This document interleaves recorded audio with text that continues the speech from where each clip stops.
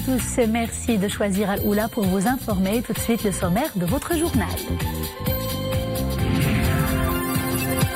Nous sommes en janvier, les pluies tardent un peu à arriver. Cette situation a-t-elle des répercussions négatives sur la campagne agricole dans la région de Chaouia? Nous le verrons, les agriculteurs restent en tout cas optimistes malgré ce léger retard des précipitations.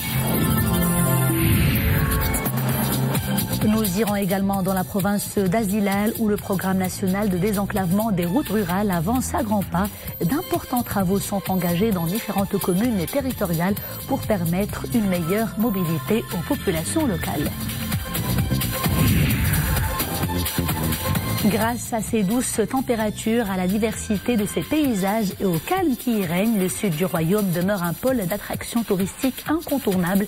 Nous nous intéresserons dans ce journal où tourisme en l'air, il y est en plein essor.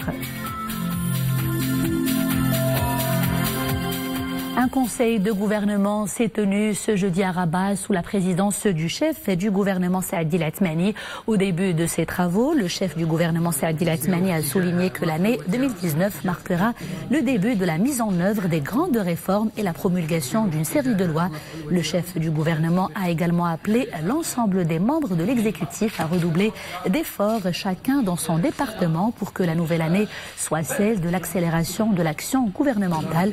Le conseil a par la suite examiné et adopté le projet de loi relatif à l'interdiction des sacs en plastique, examen et adoption également d'une convention sur le transfert des personnes condamnées entre le gouvernement du Royaume du Maroc et le gouvernement de la République de l'Inde. La Chambre des représentants a adopté depuis le début de la session 2018-2019 38 textes législatifs de propositions de loi et 36 projets de loi à caractère économique, social et judiciaire. Parmi ces textes figurent notamment le projet de loi de finances 2019, un projet de loi relatif aux établissements de protection sociale et un projet de loi relatif aux services militaires, ainsi que plusieurs accords avec des pays amis dans le cadre de la coopération Sud-Sud. C'est ce qu'indique ce jeudi la Chambre des représentants dans un communiqué. Nous sommes en janvier et les précipitations tardent à arriver alors que les températures sont au plus bas.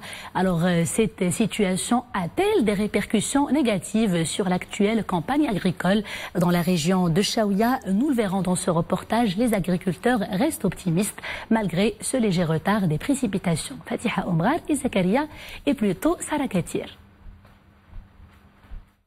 Le Maroc fait face depuis quelques jours à une vague de froid non accompagnée de pluviométrie. Un froid qui pourrait avoir des répercussions négatives sur la saison agricole.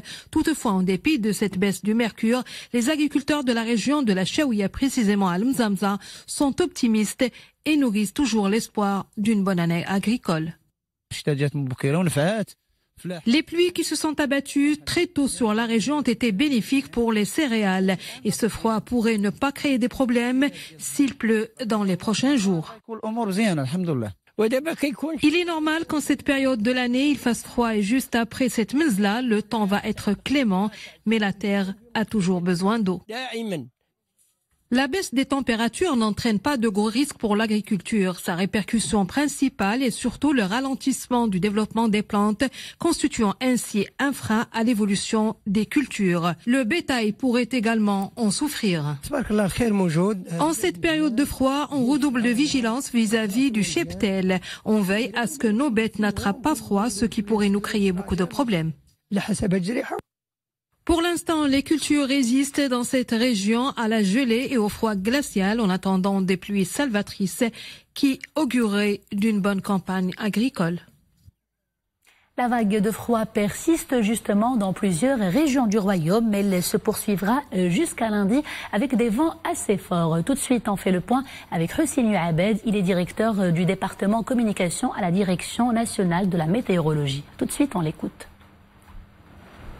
La situation va être caractérisée par toujours de la stabilité et un temps froid, surtout la nuit, sur les reliefs de l'Atlas, le Haut Atlas, le Moyen Atlas, les hauts plateaux orientaux, avec des températures la nuit allant de -5 jusqu'à 0 degré la nuit, de 5 jusqu'à 10 degrés la journée. Sinon, sur les régions à l'ouest de l'Atlas et les plaines atlantiques et les régions côtières, les températures vont accuser une baisse également ce week-end et le début de la semaine prochaine, Inch'Allah, avec des températures qui vont baisser de 1 jusqu'à 2 degrés par rapport à la normale saisonnière. Cap sur la province d'Azilal où le programme national de désenclavement des routes rurales avance à grands pas. D'importants travaux sont engagés dans les différentes communes et territoriales pour permettre une meilleure mobilité aux populations désenclavées. Ahmed Alaoui, Hassan Silla et Boubacar Ben Ghbrit. Dans la commune Ait Abbas, le désenclavement de plusieurs douars est en route. Malgré un relief accidenté, les machines sont en action. Les ouvriers du chantier achèvent les 20 premiers kilomètres de route reliant Sgat à Imsguim. Au moment des pluies, il était impossible de circuler. L'absence de pont rendait la mobilité difficile au moment des inondations. Aujourd'hui, la situation a beaucoup changé. La route est en voie d'achèvement. Auparavant, il n'y avait que des sentiers. La donne a changé aujourd'hui. On assiste à une meilleure accessibilité à environ 6000 habitants de la commune grâce à l'aménagement de la route. Ce projet routier vise le désenclavement des populations de la commune Ait Abbas. La deuxième tranche démarrera début 2020.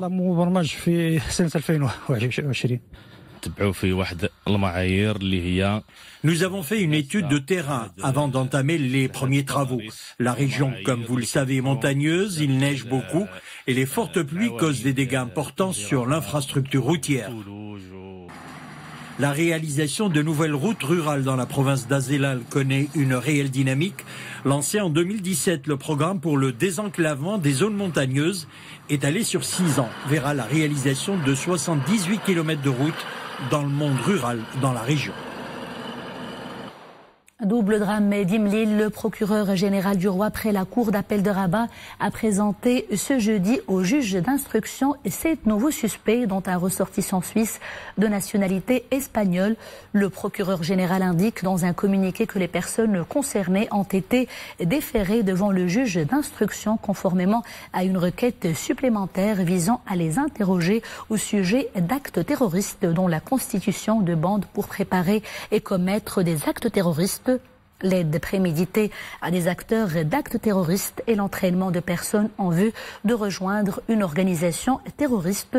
Le parquet a également demandé au juge d'instruction d'ordonner la détention préventive de ces personnes. Le service préfectoral de la police judiciaire de Tanger a démantelé ce matin un réseau criminel impliqué dans l'organisation d'opérations et d'émigration clandestine contre des sommes d'argent et la traite d'êtres humains. C'est ce qu'indique un communiqué de la Direction générale de la Sûreté nationale. Les investigations menées dans le cadre de cette affaire ont permis l'arrestation de 3 individus ainsi que du propriétaire d'une maison dans laquelle se trouvaient 17 candidats à l'immigration, dont 14 de nationalité algérienne, précise un communiqué de la DGSN. Les éléments de police sont saisis lors des perquisitions des passeports et des cartes d'identité algériens, des gilets de sauvetage, un gonfleur de Zodiac, des téléphones portables, ainsi que des sommes d'argent en devises nationales et européennes et de voitures soupçonnées d'être exploitées dans le transport des candidats à l'immigration illégale. Une enquête a été ouverte sous la supervision du parquet compétent pour déterminer tous les actes criminels attribués aux mis en cause ainsi que les ramifications éventuelles de ce réseau au niveau national et international. Et à l'international, justement, et toujours en liaison avec l'immigration clandestine, sachez que la Méditerranée a été l'année dernière la voie maritime la plus meurtrière pour les migrants. 2262 personnes y ont péri, selon le Haut Commissariat de l'ONU aux réfugiés. Le HCR appelle les pays européens à sortir de l'impasse. Pour ce qui est des arrivées, 113 482 personnes ont réussi la traversée. Ces chiffres marquent en revanche une chute drastique par rapport au pic d'1 million d'arrivées enregistrées il y a 3 ans. Le programme alimentaire mondial réitère ses accusations aux rebelles Houthis quant au détournement d'une partie de l'aide humanitaire à destination du Yémen. Les rapports de l'organisation dont le siège est à Rome indiquent qu'une grande partie de l'aide destinée aux habitants de la capitale Sanaa n'est jamais arrivée en fait à destination. Il appelle à des mesures urgentes pour arrêter, je cite, ce comportement criminel, faute de quoi le PAM serait contraint de cesser sa collaboration avec les rebelles Houthis.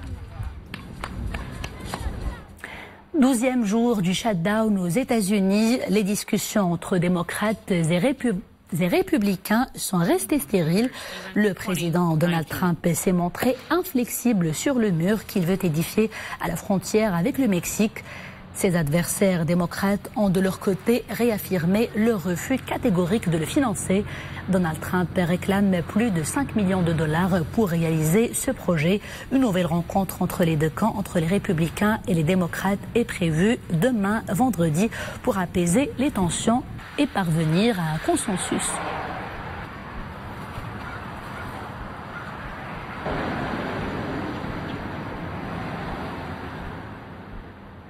Et toujours aux États-Unis, le président américain Donald Trump réitère sa volonté de retirer les troupes américaines de la Syrie. Cela se ferait lentement, précise-t-il. Déclaration tenue aujourd'hui au Congrès, elle fait suite à celle du sénateur républicain Lindsey Graham. Les démocrates manifestent en revanche leurs inquiétudes face à ce désengagement imminent. Un sac de 25 kg de poudre potentiellement dangereuse a été retrouvé ce jeudi sur une place du Nil au nord des Pays-Bas. Selon les autorités, il provient probablement de l'un des 270 conteneurs perdus par un navire qui transportait notamment du peroxyde organique, une substance très dangereuse. Les autorités conseillent aux habitants et aux personnes venues aider au nettoyage des plages de rester à l'écart des conteneurs, de ne pas y toucher et de ne pas y respirer l'air.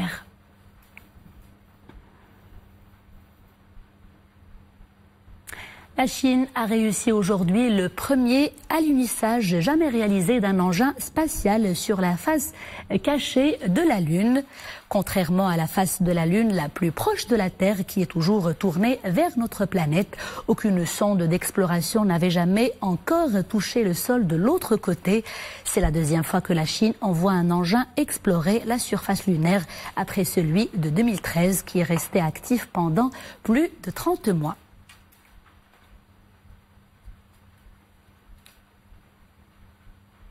Retour à l'actualité nationale grâce à ces douces températures et au calme qui y règne. Le sud du royaume demeure un pôle d'attraction touristique d'excellence. De nombreux touristes étrangers y installent leurs caravanes. Il se la coule tellement douce que le retour vers ces lieux devient indispensable. Amin Sharqawi, Yasser Lamrani et Nisra El Hamdawi. Sinon, c'est parfait. On a des jolies fleurs au mur. Ah oui, c'est extraordinaire. Ils sont devenus des amis au gré de leurs multiples séjours dans ce camping à Tiznit. Loin de leur pays qui grelotte en cette période, ces camping-caristes semblent trouver leur bonheur dans la région de Souss Massadraha. Un temps doux et de bonnes ondes partout où ils se déplacent. Le Maroc, c'est impeccable. On a trouvé un terrain de camping qui est super, c'est propre, le propriétaire est très sympa, les employés sont sympas, on est très bien. Tiznit, c'est une très belle ville, on a apprécié et on est revenu et l'avantage c'est qu'à Tiznit on peut se promener en vélo sans problème. On vient au Maroc parce qu'il y a un temps magnifique, le plus souvent, donc on vient chercher la chaleur. Et ensuite, on vient aussi parce que les gens ici sont extrêmement chaleureux. Ce couple de retraités britanniques savoure pour la 7e année consécutive leur séjour au grand air au Maroc. Derrière ce choix, une exigence d'une extrême importance. The safety and security for one. La sécurité que je retrouve ici est rassurante. Les forces de sécurité marocaines sont serviables. Elles se déplacent pour nous apporter leur assistance en cas de problème. Je recommande vivement aux visiteurs de se rendre dans l'arrière-pays, principalement dans le sud du Maroc. La population locale est aimable. Ici, il y a beaucoup de choses à voir et à découvrir. Nous nous rendons dans les petits villages où les gens sont très accueillants.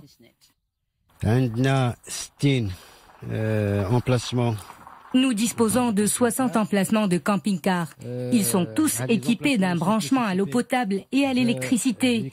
Et ils possèdent également une évacuation d'eau usée. Le tour de ville ? Ouais. Le Maroc, une véritable terre d'accueil pour les camping-caristes. Chaque année, entre 50 000 et 60 000 véhicules font une halte dans le pays. Cette activité touristique dope l'économie locale, principalement dans l'arrière-pays. Les camping-caristes font tourner 50% des commerces durant 6 mois de l'année.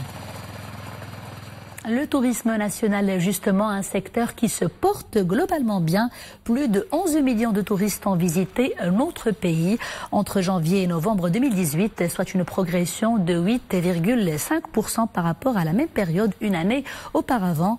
Des précisions données aujourd'hui par l'Observatoire du tourisme. Les principaux marchés émetteurs ayant connu une hausse sont l'Italie, l'Allemagne, suivie de la France et de l'Espagne. L'Observatoire du tourisme fait également savoir que les deux pôles touristiques, Marrakech et Agadir, ont généré à eux seuls 60% des nuitées totales à fin novembre 2018. Cap sur Casablanca pour parler de cette caravane qui sillonne la ville blanche, initier les jeunes élèves aux arts plastiques et les sensibiliser à la protection de l'environnement est l'objectif de cette caravane. Sarah Ketir. Tous pour un environnement sain est le thème de la caravane des arts plastiques dont le but est de sensibiliser les jeunes élèves à la sauvegarde de l'environnement. Durant 9 jours, la caravane va sillonner les centres culturels de la région Casablanca-Stade, donnant ainsi l'occasion aux enfants de s'exprimer à travers l'art plastique sur les problèmes environnementaux. Nous sommes tous concernés par la sauvegarde de l'environnement car on a tous droit d'évoluer dans un environnement sain à la maison, à l'école ou dans nos quartiers. Il est important de ne pas jeter les ordures dans nos rues et à travers ma toile, je veux transmettre un message aux autres enfants. Notre environnement est sacré. Des ateliers d'art plastique encadrés par des artistes qui vont initier ces enfants à diverses techniques susceptibles de développer leur capacité d'expression. Le but de cette caravane est de faire passer des messages de sensibilisation à la sauvegarde de l'environnement aux enfants. Le dire avec des couleurs et une plume passe mieux. L'environnement est au centre des préoccupations de la jeune génération. D'ailleurs, la caravane va être clôturée par une exposition réunissant tous les travaux de ces bouts de chou. Et c'est la fin de ce journal. Merci de l'avoir suivi. À 20h30, vous avez rendez-vous avec Qaïs Mouhsine pour Araïsia. Quant à moi, je vous dis à très bientôt. D'ici là, portez-vous bien.